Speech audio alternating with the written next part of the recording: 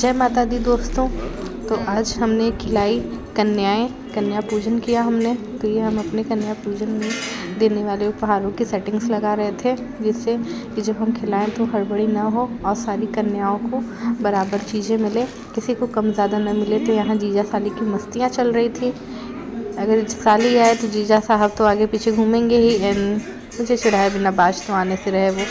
तो ये देखिए सारी कन्याएं बैठ गई थी एंड मेरी तबीयत ठीक नहीं थी, तो मैंने यहाँ पे कुछ नहीं किया था, सिर्फ मैं इंस्ट्रक्शंस दे रही थी। तो यहाँ पतिदेव सारी कन्याओं के भैरों के पैर वगैरह धुल रहे थे, पोंछ रहे थे जो होता है।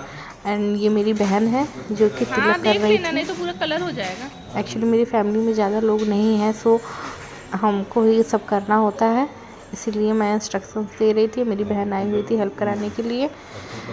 तो हमने पूरी कोशिश की कि हमारे यहाँ जितनी भी कन्याएं आए हैं, भैरव आए, सब खुश होके जाएं। तो इसलिए मैंने यहाँ टीवी में उनके मनपसंद मोटू पतलू कार्टून भी लगा दिए थे, जिससे उनका मन लगा रहे एंड वो बोरियत ना फील करें, भागने के लिए ना कहें कि हाँ नहीं जाना है। तो यहाँ पे आप देख सकते हैं। इसके बाद जब सबका पैर वैर धुल गया, तिलक हो गया, देन उसके बाद यहाँ पे सबकी थालियाँ लगने लगी। तो मैंने सिंपल चटपटी आलू की भंडारे वाली सब्ज़ी एंड पूरी ही बनाई थी, क्योंकि मैं भी जाती थी कुंवारी कन्याएं खाने, तो मुझे अच्छा ही लगता था कि जब कोई मीठा ज़्यादा खिलाता था तो मुझे पसंद नहीं आता था। तो मैंने अपनी जो मेरी एक्सपीरियंस थे उसके चलते ही मैंने यहाँ पे किया था। एंड मैं थोड़ा ही बोल रही थी कि थोड़ा ही देना है, जिसको जितना चाहिए उतना देना, ज़्यादा नहीं देना, क्योंकि हम होते ना कन्या इतनी जगह खाते खाते उनका मन उब जाता है। तो इसलिए यहाँ पे देखिए ये लोग खा चुके हैं, जिसको जो चाहिए था वो हमने दिया। फिर उसके बाद यहाँ पे मेरी बहन एंड पतिदेव सेटिंग लगा रहे थे कि उनको कैसे पिक्चर्स लेनी है। तो यहाँ सबसे पहले आरती हुई। आरती के बाद यहाँ जो हम लोगों ने गिफ्ट्स लाए थे उनको देने के लिए, वो उनको दिया गया। तो आप देख सकते हैं कि सारे बच्चे मुझे खुश लग रहे थे।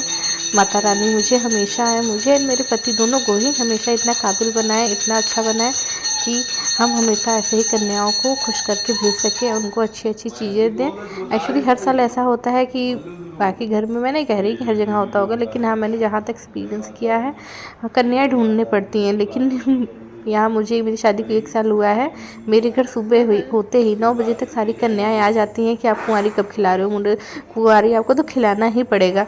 हम लोग अगर चाहे भी कि ना खिलाए तो नहीं, ये सारी कन्याएं आ जाती हैं एंड भैरव आ जाते हैं, तो हमें खिलाना पड़ता है।